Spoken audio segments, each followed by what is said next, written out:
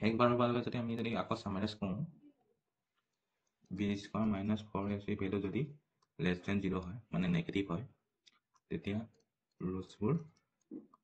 imaginary হয়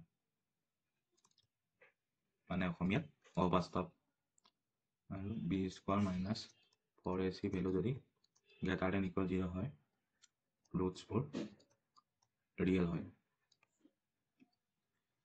ইয়াৰ দুটা ক্লাছিফিকেশ্যন হ'ব B square minus 4ac value যদি ইকুৱেল টু 0 হয় আৰু B square minus 4ac value যদি গ্ৰেটাৰ দেন 0 হয় B square minus 4ac equal to 0 হ'লে ৰুটছবোৰ ইকুৱেল হ'ব B square minus 4ac greater than 0 হ'লে ৰুটছবোৰ আনইকুৱেল হ'ব আৰু একেবাৰে লাষ্ট ক্লাছিফিকেশ্যন হৈছে বি স্কোৱাৰ মাইনাছ 4ac ভেলুটো যদি পাৰফেক্ট স্কোৱাৰ হয়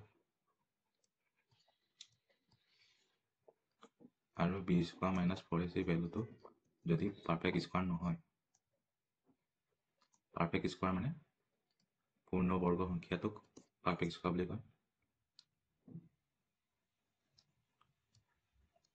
1 4 9 16 25 সেইবোৰ হৈছে perfect square B square minus 4ac ভেলুটো যদি পাৰফেক্ট স্কোৱাৰ হয় তেতিয়া ৰুটছবোৰ ৰেচনেল হ'ব মানে পৰিমেয়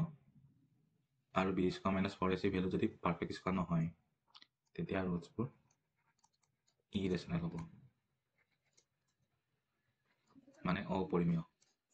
ঠিক আছে